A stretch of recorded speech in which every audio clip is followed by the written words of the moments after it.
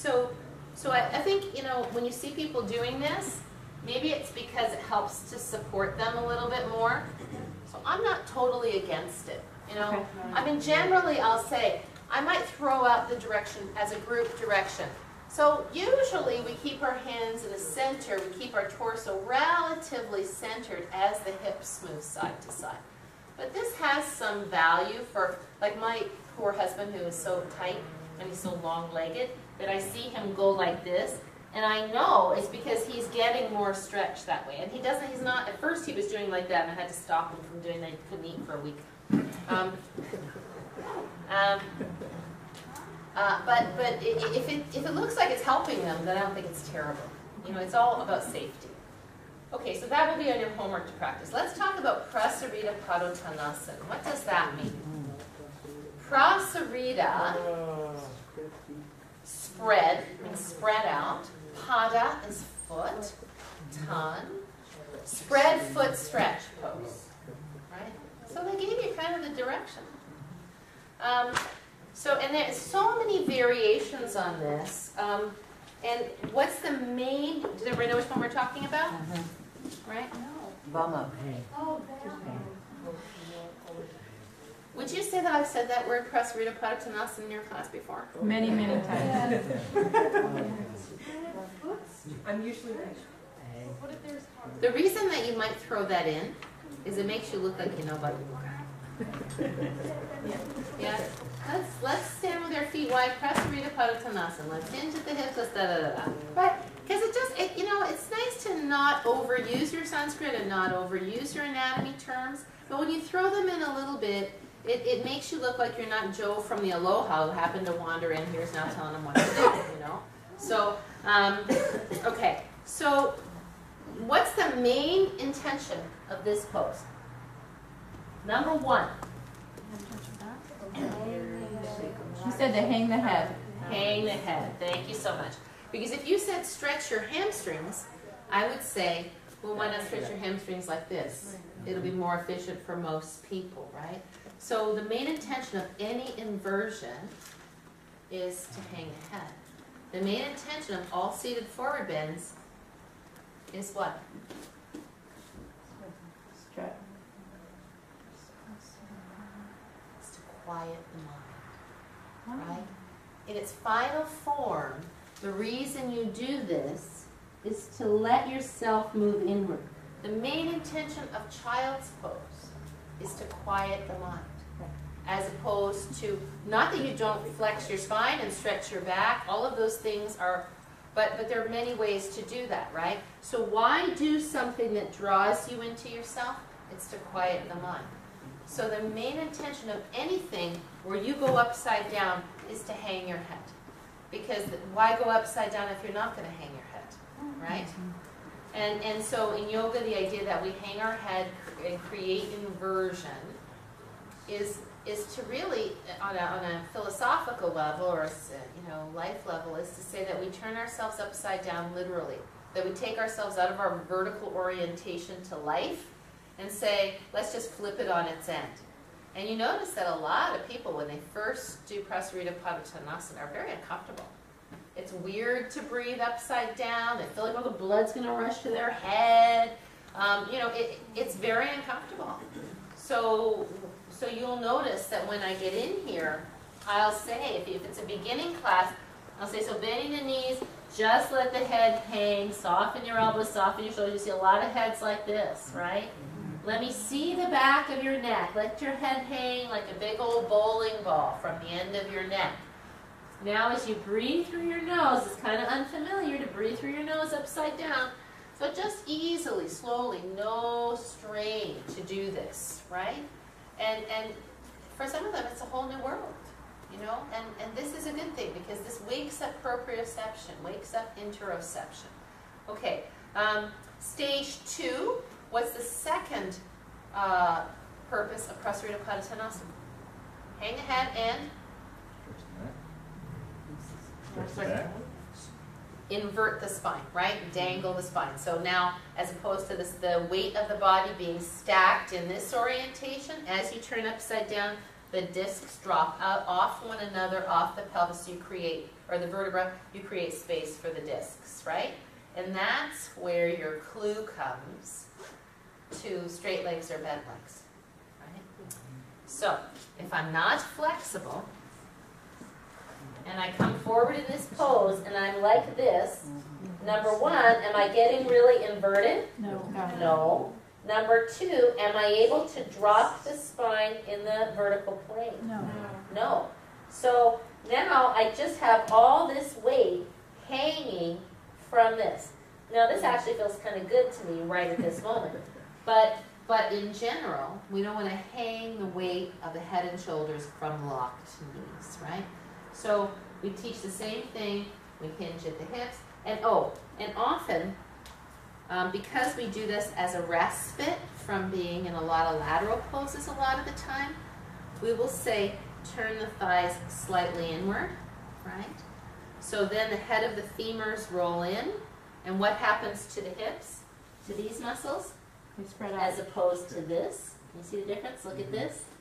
Look at that. See how they spread out? So now after this external rotation where you're gripping with these hopefully not gripping, but contracting these muscles, you turn the toes slightly in, and the head of the femur bone. The other part of that, it stretches, but the other part of that is when you turn the head of the femur bone slightly in here, it drops deeper into the hip socket. So you're not literally trying to hoist your hip socket up over this. This thing's already slid back in a little bit, and it makes that forward motion of the pelvis a little bit easier. The trick is you don't want them to be like this, right? So I'll just say, like, turn them in an inch or two. You know, it doesn't take much, right? And then you have to watch that then people do this, right? So keep all four corners of the feet. Keep the knees in line with the center of the feet. Don't let the knees buckle inward. It's crazy to think that people would do that, isn't it? But they do. And that's where it's tricky for you, because you probably wouldn't even think of that. Your knees would automatically be open, but that's what you have to look for. Right? Now, if somebody is, and every once in a while you get a student that's massively pronated and massively in like this, then maybe you have them straighten their feet out. That's an individual case. But in general, a little inward rotation of the toes is kind of nice. How far apart should the feet be? That's coming. Yeah. So I usually say slightly wider than your shoulders. It's definitely narrower than spider. Now, can you do it? Can you do this like this? No, it's too long. Like this? Sure. You can. Sure. It becomes a little bit of a stretch on the, it's just like sitting in Upavishta Konasana. It's the same pose, right? With your legs out like this, like Darcy always wants to do, and I make her not do like that and come in. Because it's too much strain on the SI joints. Unless you have a reason to be that wide apart, you don't need that width for rotation of the pelvis here and the same sitting up. So it starts to get really cranky in the SI joints to have your legs that wide, and it gets very egoful, right? Because then people get that wide, and it's like then they start pulling, and it certainly is a practice to hold your legs and pull your chest through there. But I would suggest that people who can do that should stop it, because it's too mobile. It's not really healthy. I mean, now that I've been tightening up my hamstrings, that actually kind of doesn't feel good to me anymore. And it's weird. So, I mean, they can do it, but they just can't pull really hard because they're pulling into something that's already going past where it should go in a human body unless it's their job. Yeah? Okay, so we hinge at the hips. We bring our weight back into our heels. Hands down on the floor, feel the spine descend, feel the head hang. You can do like relax your shoulders, just let the head dangle, keep the knees soft. And then if they are going to straighten the legs, so say you've got people who want to straighten their legs, but it's not a warm-up now, this is in. If you're going to warm up, everybody, even flexible Barbie hamstring lady, should keep her knees soft just to warm up. Then the common error, we turn this way. In this, well, here's the common error. Which way are my sit bones going? Down or up?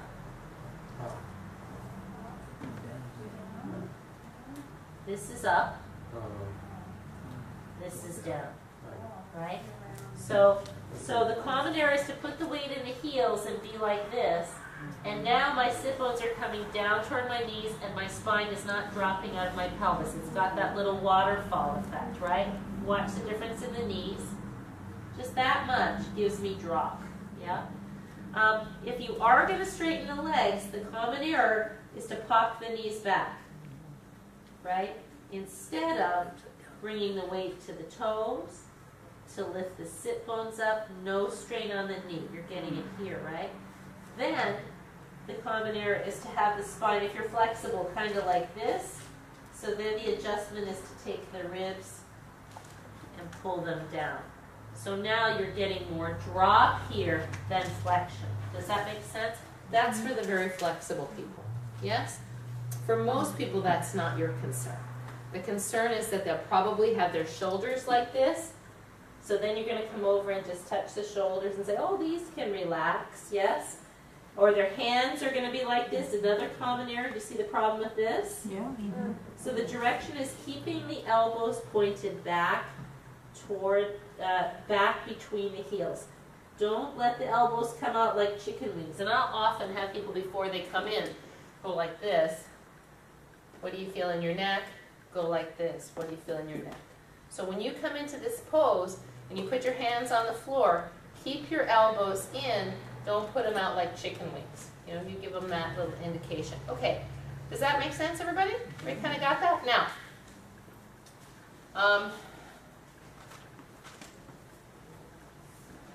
now let's talk about shoulders and upper back just a little bit in this. And you know you've done this before. So there's two ways to do this. Oh, by the way, when you're hanging upside down like this, are you actively drawing, this gets to the breathing class, when we get to the breathing class one day, are you actively drawing your pelvic floor in and pulling your belly into your spine? Yes. Yes. No. Because when you hang upside down, you're letting the diaphragm rest. If you pull up, you're countering what the body wants to do in inversion, which is let the organ bodies drop in the polar opposite direction they sit on one another when you're vertical. Does that make sense? Mm-hmm. So one of the reasons to invert, besides dropping the spine, is to drop the organs off one another, right? Because your liver always sits on the small intestine, right? Everything is in a certain order here. And especially if you're compressed a lot in the way you sit, that bottom of the liver never gets any space. I remember working on cadavers with lungs that were curled up at the bottom because the person was elderly. These were probably, you know, transients. And their spine was like this. So you look at their lungs, and their lungs are just folded up and sealed at the bottom, many of them very black. So the lungs had literally curled up at the bottom. And that's where the oxygenation comes in. So when we turn upside down, we're dropping everything and giving it space, yeah? Also, if it's in between something like this, you've been using your core muscles very strongly here for support. So when you go like this, why do we say,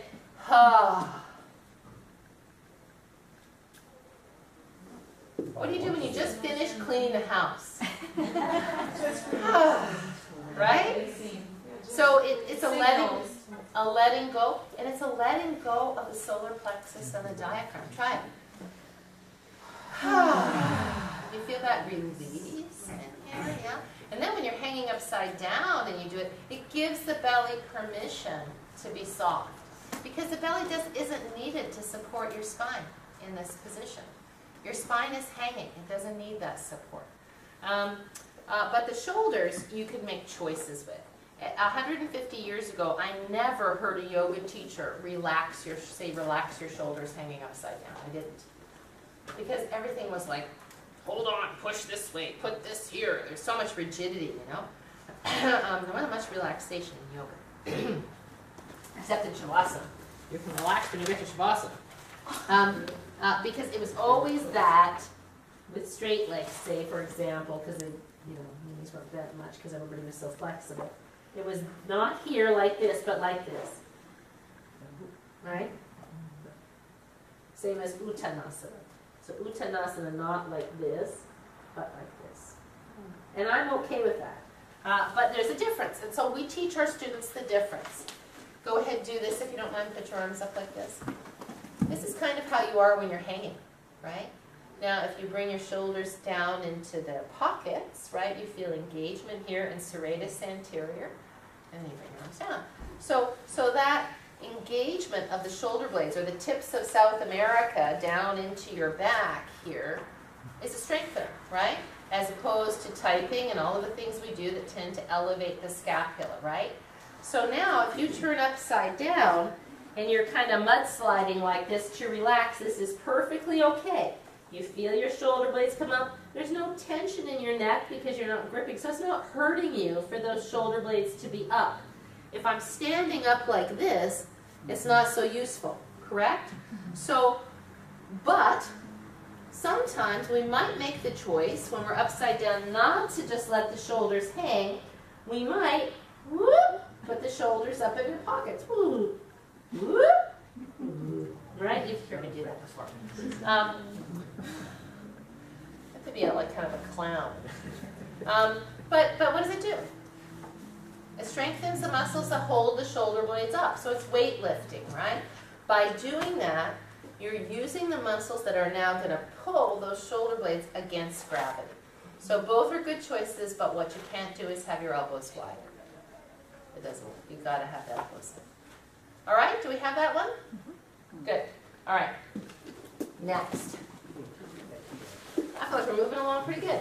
We're going to take a 3-second personal break, which doesn't mean go outside and eat salad, while I get organized. There are a lot of other standing flexion extension poses. One thing that we will talk about when we get here, I'm going to do a little section on squatting, and I'm going to put that in the squatting section because it's a little bit different than just the Prasarita Padottanasana stuff. What I wanted to get to, and this is where I want you to start teaching one another, is so we have these flexion extension poses. Let's give this one as an example. And this is a flexion pose, right? With extension of the spine, but flexion of the hip. And then we add rotation, right? So what's another example of a flexion of the hip pose where we add rotation? Revolve high lunge. Revolved high lunge, real good. What else? Revolve triangle. Revolved triangle. What else? Revolved half moon. Revolved half moon. Yeah. What else? Revolved namaste. Revolved arrow. All those poses. They're on your sheet. So why do we take the body from this position of flexion of the hip and extension of the spine and add rotation? What's the number one intention? 6. Oh, well. I'm just listening. Did you say it was organ massage? That is a byproduct. Yes. Okay. I think What's yesterday that? they told me that they were counter poses, the lateral poses. Yes, and in sequencing that is the case. Yeah. And that goes to what's the main intention of a revolved flexion of the pelvis pose with spine and extension. What do you feel when you turn like this? Where do you feel the prime, if you're doing it well? Outer hip and outer leg, right? And so for too long, in my personal opinion, these poses have been taught as, you're rotating your organs. Well, look, if I want to rotate my organs, I can do that very well right here. I'm going to get good, safe movement. I'm going to get nice, look at my liver, right? I'm going to go this way. Look at my liver. I mean, it's totally squeezed, yeah? So I'm not sure, and my kidney's super tonic. I don't believe that when you're getting here, you should do this and go as far as you can to somehow tonify your organs. Because there's so much else that you're torquing to try to get the organs in that position that it does not make sense to me. However, if somebody has sciatica, piriformis syndrome specifically, and you give them safely on a chair or on blocks, mostly usually on a chair, revolved triangle, this is one of the best ways to relieve piriformis syndrome. So why? Because what is piriformis syndrome often exacerbated by? Tight IT tight. Every ballet dancer gets piriformis syndrome, right? External rotation of the thigh. The piriformis is an external rotator. It's an abductor, right? So when that piriformis gets tight, it's going to press on the sciatic nerve, and that comes from cranking this out, right? So, so like you said, Suzanne, yesterday we were doing, I don't remember exactly what we were doing, but we were doing some kind of lateral pose. Oh, I think we did this, right? And then we did this. It was a yoga 2, I think, yeah? And then I said, so now let's step around and let's turn this way as a counter pose, right? Because this is external rotation of the thigh, contraction of the abductors. This is internal rotation of the thigh, stretch of the abductors. Does that make sense? Contraction of the adductors. This pulls the leg into the midline, yeah? So for me, revolve triangle, revolve high lunge, all of those things are about primarily stretching the outside of the hip, the outside of the thigh, and the IT band. And we're going to look at those a little bit. And secondarily, stretching the quadratus lumborum. So all the Hello, revolves, come on in. so all the You got here for revolves, the good part. so all the revolves are doing all that. They're doing all that. And they're tonifying the organs. And they're turning the discs. And they're stretching the hamstrings in most cases. And they're strengthening the legs. So that's again, that's the beauty for me of yoga, is that it does more than one thing. We're talking about revolved poses. I met your dad. You did? Just like that? Yeah. Oh, okay. He came by and he said, I know somebody that comes here. It's Kim. It's my daughter, Kim. Oh, yeah? Yesterday. Where's the TFL? Yes, we're going to talk about where's TFL and where is IT band, right?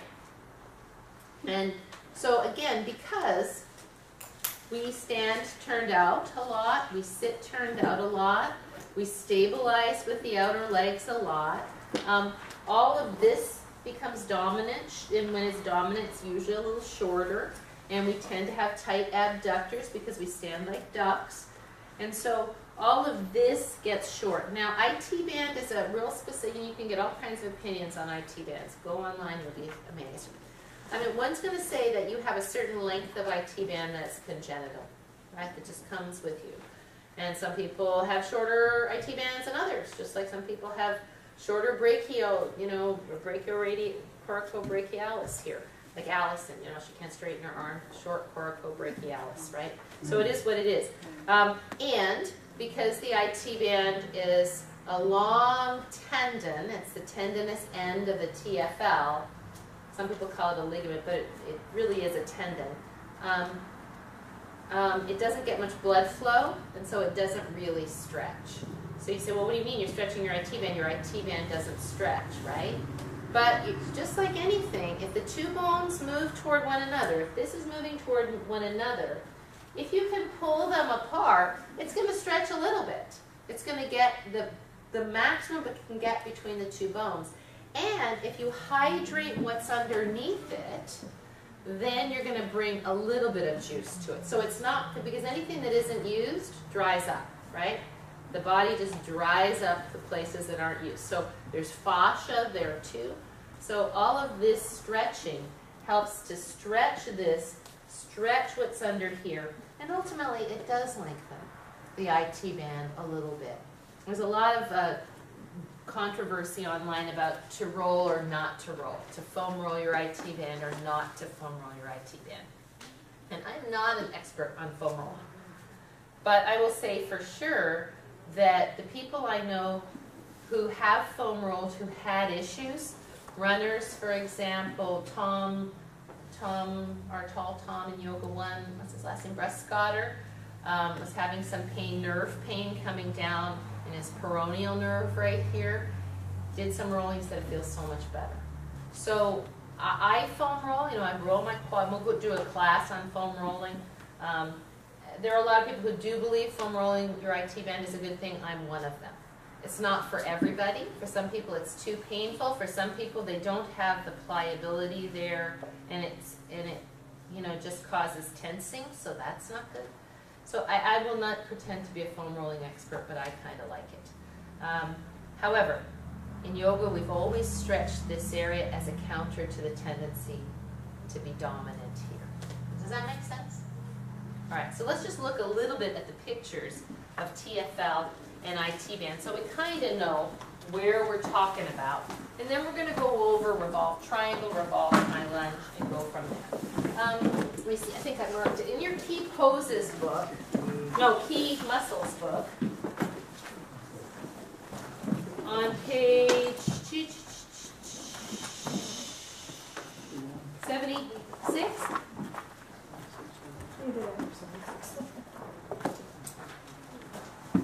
and go also open your concise book of muscles, if you don't mind, to page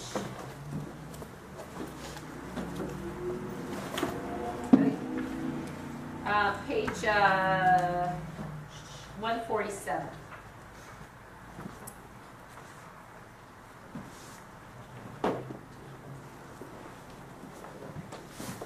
I think this picture is not so good in the concise book of muscles in terms of the IT band in certain ways, because I think that it should be a little lower, the attachment, but it doesn't matter.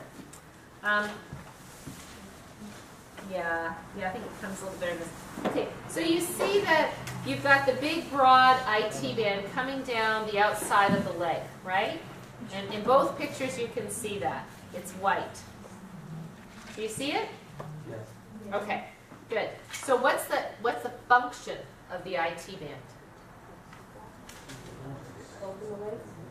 Seems like it connects the hip to the knee. Yes, it does.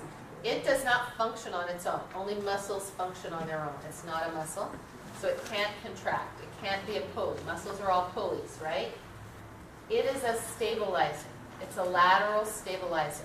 Imagine somebody skiing over moguls and knees going side to side, right? Imagine how that would be without something that stabilized the outside of the leg. It would be tricky, right? Because what do you have? It would be different if you only had one bone, but you got two bones with a joint in the middle. So the IT band is a huge lateral stabilizer for the knee.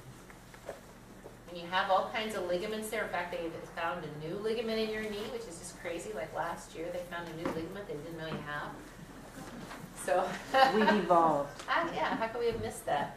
I think people just thought it was tissue. But anyway, so the IT band function is lateral stabilization.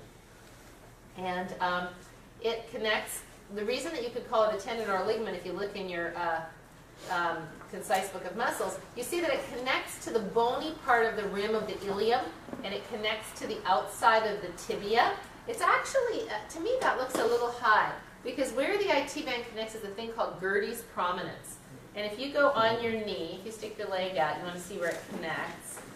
And you see where your patella is here, right? And you go all the way down the side of your leg, you'll find a little bony bump right there. You find it? Below your kneecap. That's where your IT band stops. That's where it connects, right there. And it comes all the way up the outside of the leg from there. So a lot of dense tissue here on the outside of the knee, besides your lateral collateral ligament and your anterocollateral ligament, which is the new one they found there. So, because, you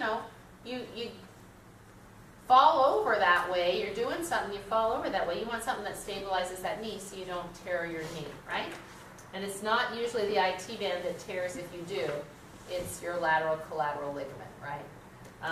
So, the TFL is a stabilizer for the hip. Can you see where that is? And this is a kind of hard one to stretch. Have we talked about this already? Nope.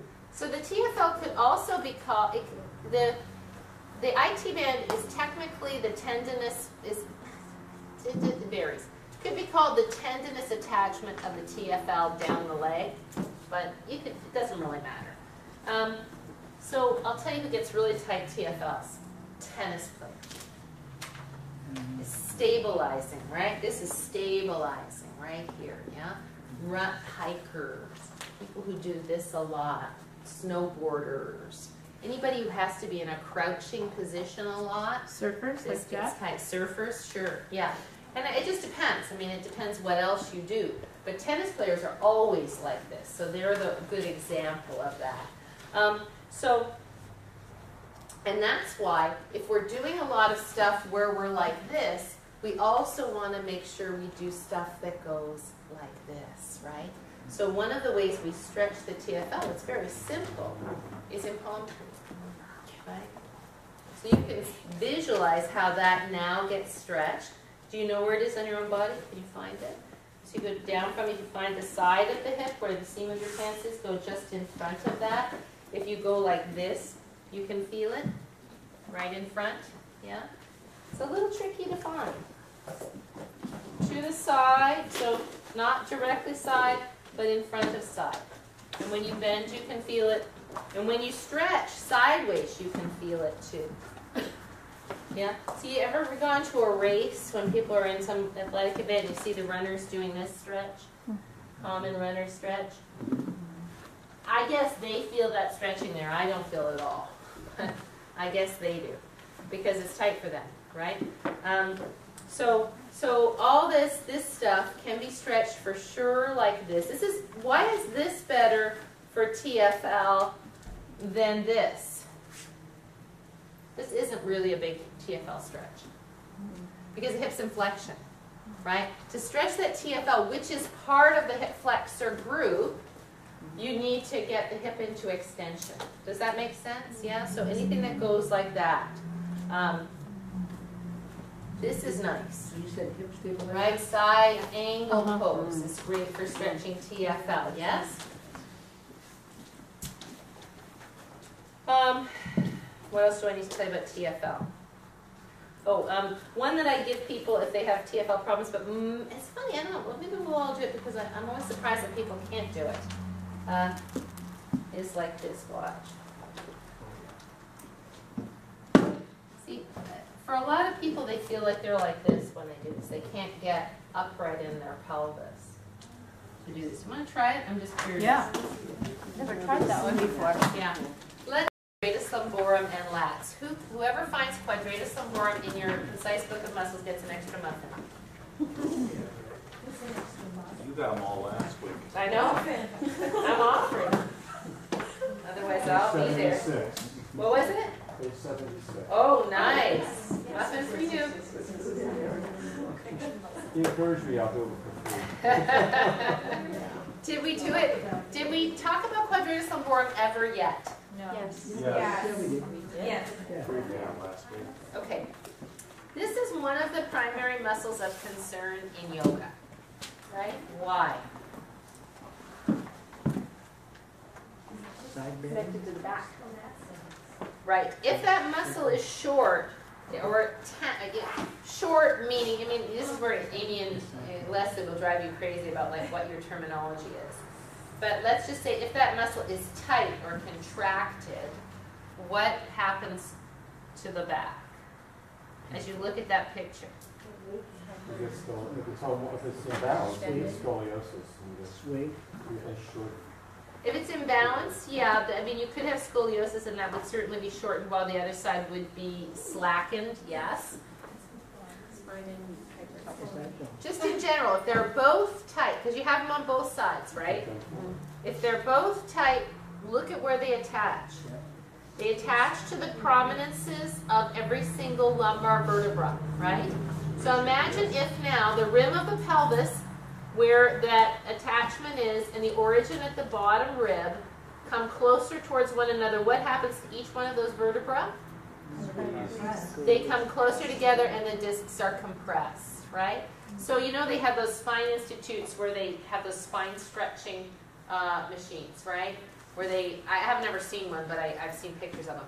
Where you lay down and they basically grab your pelvis and they grab your ribs and they pull, right? Sideways or lengthwise? Lengthwise. Or maybe they go sideways, I don't know. I mean, I don't know all of it. But like it's just like I always say to my class, you can go and do that or you could just do yoga, it's a lot cheaper. So creating space here comes from moving the bottom rib away from the rim of the pelvis. A lot of people, they're a little bit in flexion. This is okay. Why is this okay, but this not okay? Because it's not the purpose of being inverted on this. Okay, I'll tell you. Sometimes we gotta expedite. Here, I'm much safer. I'm not so low. I don't have my weight thrown into my hamstring. I'm lifting up. I have very little weight in my arms. I've got a lot more safety. So even if I'm rotating a little bit with extension, it's a pretty even rotation, right? If I'm here and I'm doing this, it's not an even rotation and it doesn't separate the ribs. So it doesn't achieve the purpose of stretching the quadratus lumborum. The quadratus lumborum only gets stretched. I mean, it gets stretched to some extent compared to just being like this. This is when it's in maximum shortness, right? It gets some stretch simply by elongating, but it gets better stretch if there's a little bit of rotation. So when you see people, we have a couple people, I've said this before, I'll say it again, who are kind of shorter, women, a lot of them, not you, sissy. You don't do this. Yeah, it's fun to do that. But, and often, and it's always between us, they're a little heavy set, right? So now, they got a little bit of weight here. And you know, when you have weight here, you don't want to feel it. If you could feel it, it would really be bothersome. So you do this, right? So pregnant women, right? You know, they do this because it feels really uncomfortable to balance your baby out like this. And you know, these guys with the turkey on the platter here at Starbucks getting a triple caramel macchiato, they're standing like this. You know, they got the turkey and then, you know, just lift that platter off and you can get to all that yellow belly fat. That's how, it's exactly what I think of when I see it. That is such a yucky visual. But it is, it's exactly right. It is, you know, That is exactly. the thing is, if you spend time with cadavers, you see everybody as a cadaver. You know, I look at somebody like that, and I see the spine in compression. I see, you know, that's what I see. I see the turkey meat in the back, and you know, like that. When did you spend time with cadavers? I'm still stuck on that. I think I was 19. Why? Because that's what our physiology class did. Oh. We worked with cadavers so that you could see what was inside. So I just hung around with them for it's Halloween every day. Brought one home, in fact. Right. Now that's one of our students that didn't make it. So okay, let's go back. So we want to lengthen the quadratus lumborum muscles, and a good way to do that, and that's why I choose, is to do revolve triangle like this, because it's a great place. It's wink your pony without the chair, you know. It gives you that opportunity not only to stretch this hip and the outside of the IT band in the hip, but also to create length. So this, what's the intention of this? Why don't I just do this? That opens my chest a lot better. Get the spinal twist.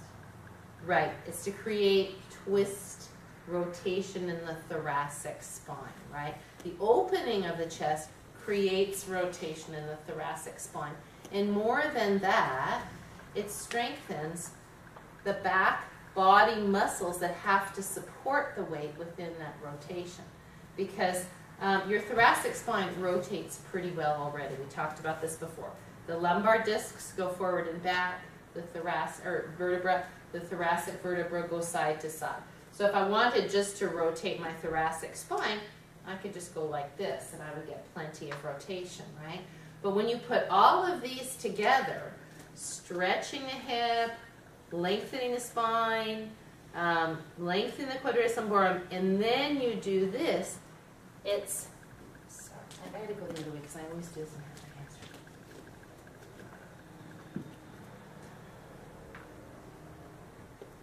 Okay, so now I'm getting serratus anterior, I'm getting bottom trapezius on the right hand, right? And then I'm getting rhomboid action to support that arm on the left hand. I know I'm a little bit flippy, but that's the nature of it. I'm not super warmed up. So, and then right here, what muscle am I, why am I doing this? What does that stretch? You always say that opens up the My thumb is the key. It wouldn't stretch it as well if I did this. Front shoulders, the front chest. Pectoralis minor. Yeah. Oh, I just loved it. I saw something on I was just going down and said, you can't effectively stretch the pectoralis minor. I'm like, really? I mean, you should stretch the anyway. All right, so if you look at pictures of Mr. Iyengar doing revolve, well, I can only do it this way because this hamstring is kind of flexible enough to do it. You see the back leg turned out heel to heel. I should get that light on yoga out. You see massive lumbar rotation.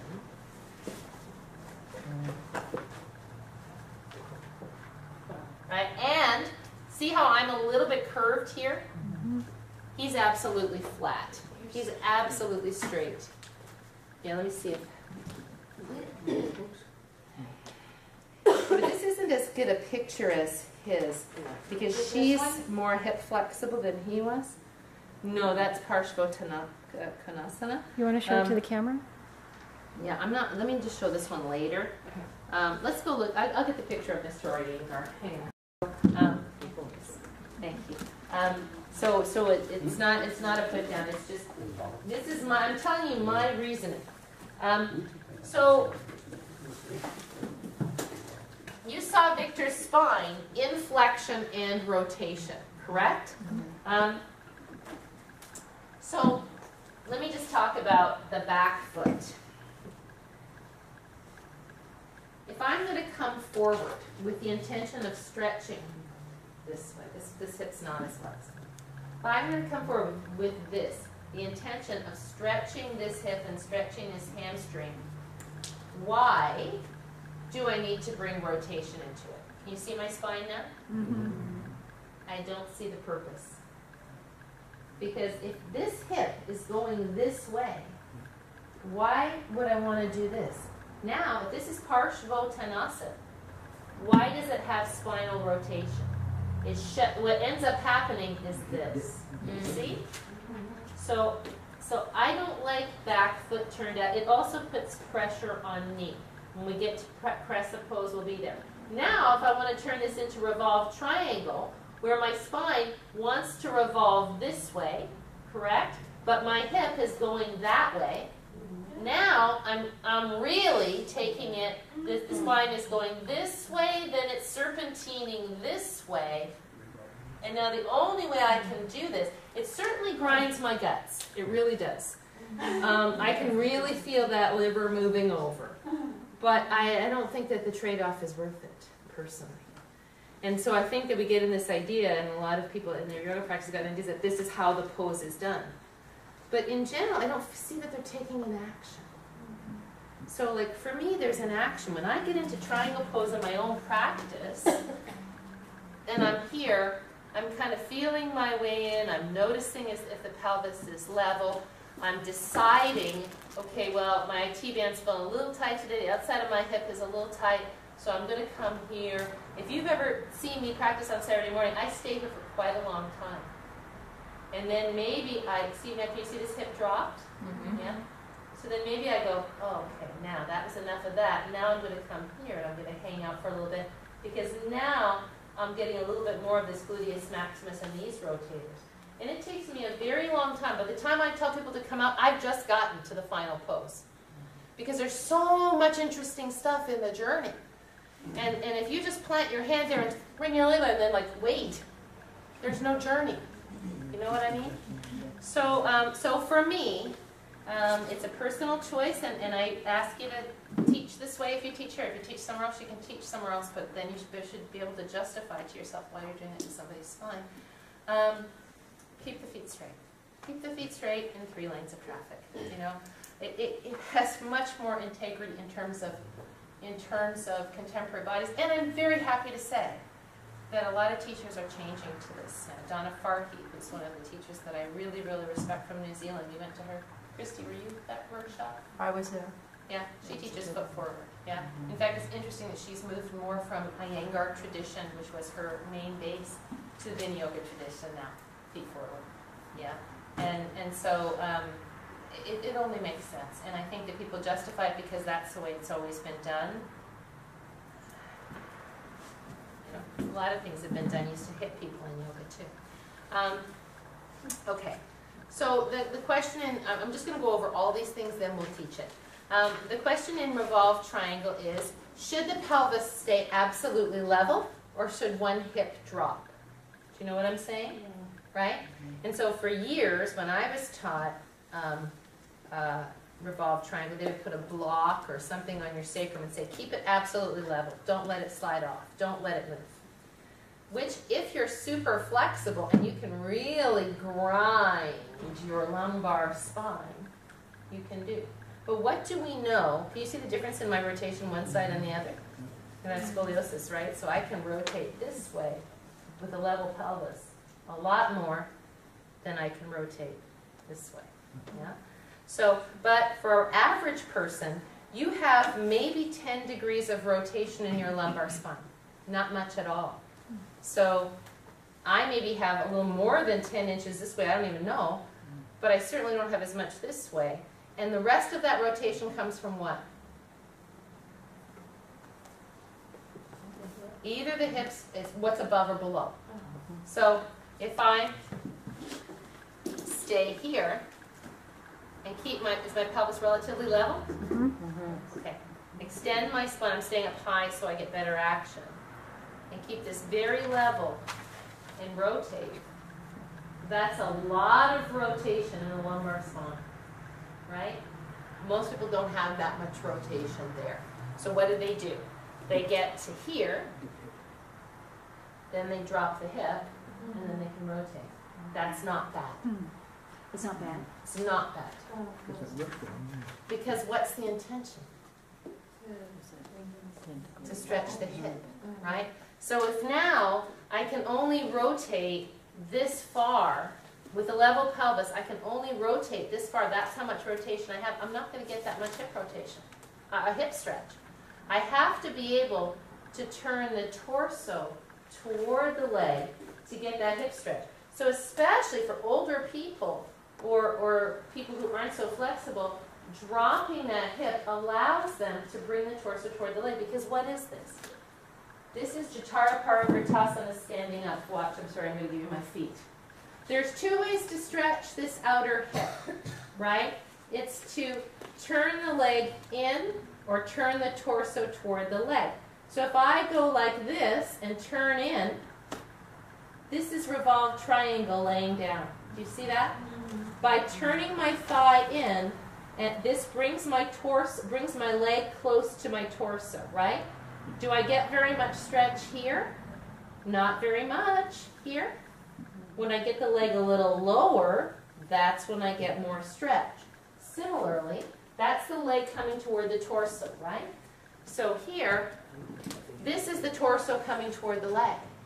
If I can only, because keeping the pelvis square, I can only rotate this far, how much stretch am I going to get in the hip? So what do people do? Because they've been told to keep their pelvis level, and they want to feel something, so they do this. Oh. Right? Yeah. Now, the hips have dropped, and the thoracic spine is cranking the lumbar spine around. Does that make sense? Yeah. So, and the result is in a natural force at T12L1 usually, or at the SI joint. Yeah? So twisting should be approached with kindness, right? That's why when we do this, say, don't swing your arms, you know, really hard. Just feel how your spine rotates. And then, when you get this way, it's the same thing. So you're encouraging the spine to rotate. You're creating the space for the stretch to happen rather than cranking. It's the difference between the corkscrew that goes in the top and you go like this, and it comes out, and the one where you go like this, right? The one with the T shape, right? That's this one. It's okay on a cork. It's not going to hurt the cork. But swinging your arm around and throwing your weight from the thoracic spine into the lumbar spine creates dysfunction where the two meet, right? Because at the bottom of T12 and the top of L1, you have a massive dysfunction. One goes this way, the other one goes this way. And when the two meet, if this one cranks, but this one wants to do this, it says, I can't go like that, ow, right?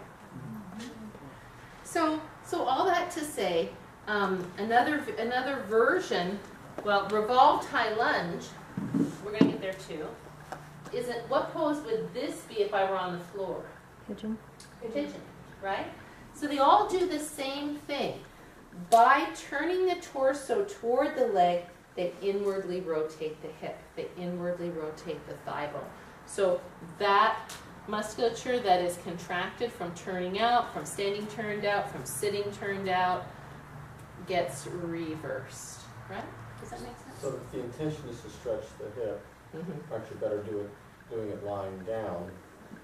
Because what standing does, it strengthens as well. Right. I wouldn't say you're better lying down because then you have to have a certain level of hamstring flexibility upside down. See here, it's really hard to get that stretch with a straight leg here because most people don't have the hamstring flexibility, so then they have to bend the leg.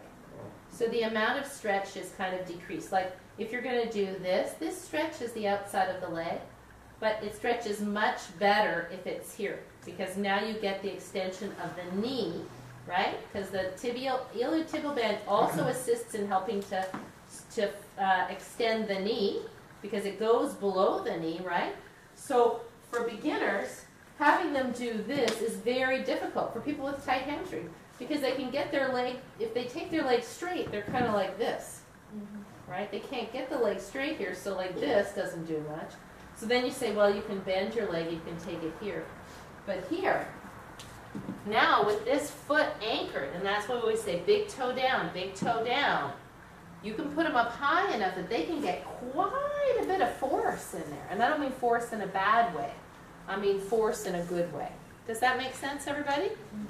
So to correct what I was doing, I should come up higher. Yes.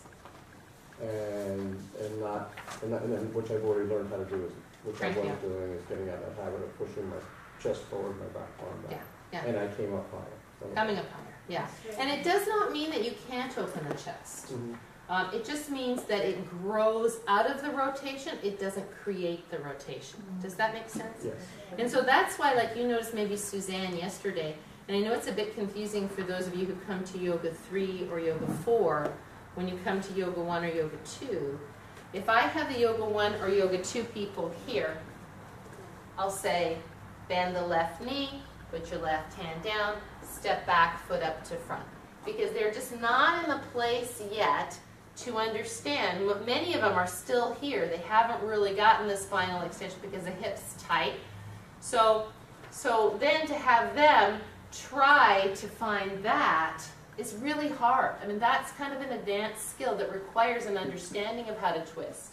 So I just have them come down, and gradually, you know, we'll work on that, but maybe we would work on it up high. And frankly, I probably wouldn't even work on it, because by the time you get to Yoga 3, because that's not their main focus right there, right? They get plenty of rotation just doing this. By the time you get to Yoga 3, you're usually flexible enough that taking this arm this way isn't that big a deal, right? I mean, it's good work, but it's not like this. Does that make sense? Yeah. So it's kind of a lot of information, but I think those two poses really need that level of explanation. Because honest to Pete, I've spent a lot of time thinking about it. And I spend a lot of time watching people do it and thinking, what is really going to be a value here for the majority of people? And you saw there was a little girl this summer, a blind girl, what's her name? And she did her revolve triangle, looked like the picture of Geeta Iyengar. And I just said, looks beautiful. Go ahead. She's 21. Looked thin. Looked beautiful doing it. There, you can see in a pose when there's force, when there's strain. And when that's happening, we're not getting energy flow. Does that make sense? So we should be in the position where we can take an action but feel relaxed. That's why I'll always say, if you were tired when you were there, because we're staying in this pose for 5 breaths or 10 breaths now, figure out why. I'm not saying because you were doing it wrong or you're weak or whatever. It's really that if you're really in optimum position, you shouldn't be tired after 5 breaths and need to come up. If your shoulder is like this, and you're just going, oh God, I can't see her any longer. Oh, yeah, if I did that, that'd be better. And I think it brings people into feeling what their bodies are doing, not just following directions to make a shape. Yeah? Okay, so this is what I want to do, if you don't mind. I'd like to take a little break. Then we're going to teach revolve triangle and revolved high lunge. Okay? And I'll go over it. Say. Okay, back to revolved triangle and why your arm would reach forward. And in a lot of poses, not just revolved triangle. And I think we looked at this muscle before, page 94, the latissimus dorsi. Right? Wow. And your concise book of muscle, your lats, right? We talked about this muscle already, right? Did you say 94, in your concise book of muscles. I just think it's a great picture of it. You see it, yeah? Good. So, when you reach your arm up, as we've done before, just for fun, let's reach the left arm up. And then let's arc the body like palm tree. And then let's take the arm open just a little bit without moving the torso. Do you feel a decrease in stretch down the side body? Mm-hmm. Yes. Then when you wrap the arm around, you feel it differently. When you turn your thumb forward, you feel it differently. When you turn your thumb back, you feel it differently. Come on up. Yeah. So that's the lat, right? So that's the other reason for reaching the arm. Is not just to stretch the shoulder, to stretch the bottom of the rotator cuff, all of that stuff. It's to stretch the latissimus dorsi. And by stretching the latissimus dorsi, which connects, as you can see, all the way up your spine, when that muscle lifts up because the arms are maximally elevated, what happens to every vertebra that it's attached to? They get lifted too, right? So if I'm looking to create rotation in my spine and I reach this arm, not only do I get the stretch of quadratus lumborum underneath latissimus dorsi, but I'm also lengthening that vertebral column. If I'm here, it's much easier to be like this. Does that make sense? Or to be like this, right? It's very common in revolved high lunge. Oh, one of our students, I have to constantly go over to her because in revolved high lunge, she's doing this. Now, if her arm were here, she could still do it, but at least once I get that arm in line with this leg, then it starts to be apparent where she needs to be, right? So the latissimus dorsi is another reason that we reach the arm up in everything we do. Parshva pose, palm tree, crescent pose, all of those things, right? Okay. So, we teach revolved triangle even in ultra gentle. And because it's one way to access this outside of the hip stretch that even people, we also teach to stretch the outside of the hip in ultra gentle. You don't mind if I just do this, do you?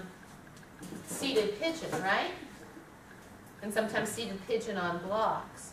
But if the person can't cross their legs, well, sure, we can and we do this. So there's still, where there's a will, there's a way, right? But it doesn't access this as well, for sure. So provided they don't have, you know, a current active bulging disc that rotation would be dangerous for, like with Tony, he goes kind of easily on it. But now that his hips have, I didn't have him do any rotation at first because his hips were too tight. There wasn't going to be any give. But now he's doing some rotation. Even in pregnancy, right? As long as the hip goes and you drop the hip, you can rotate. Do you do? As long as you don't rotate here. Right, Twist here. right. And So if, up on something. right. So if you're pregnant, you would do here, right? And sometimes even maybe here, because this is what we do for ultra gentle, right?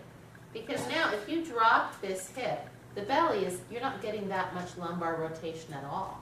You're getting mostly hip stretch, and particularly for those folks, those pregnant ladies who are having piriformis syndrome, I would imagine it's very useful. Yeah. So, so I think we should learn it on the chair and on the blocks, because if you have somebody come in that needs this, you're going to have to do that. Now, interestingly enough, yesterday with the big tall, what was his name? Robert. He was so tall and so stiff that even getting his forearms on the chair was not really possible. So he was doing his hamstring stretch like this, which was okay. Normally, if the person was really stiff, I would have them maybe put their forearm here and then rotate. But it can also be done, if you've watched our video, you could also put the chair out front a bit, because then you'd have more stability, probably like that. And you could also rotate just like this, right? That's similar to Bob doing this thing, right? The trick is you'd have to have the chair on a mat so it wouldn't slide, right? And the reason you wouldn't want the chair too close is it's really hard to get the feeling of rotation with this elbow bent. You'd probably end up doing some weird thing like cranking your shoulders or something like that. So it's pretty doable for everybody because you don't have to crank. Yeah? All right. So let's stand up. I'm going to call it out, and then I'm going to have you teach it to one another. First, revolve triangle, and then revolve Thailand. Oh, have a chair, please.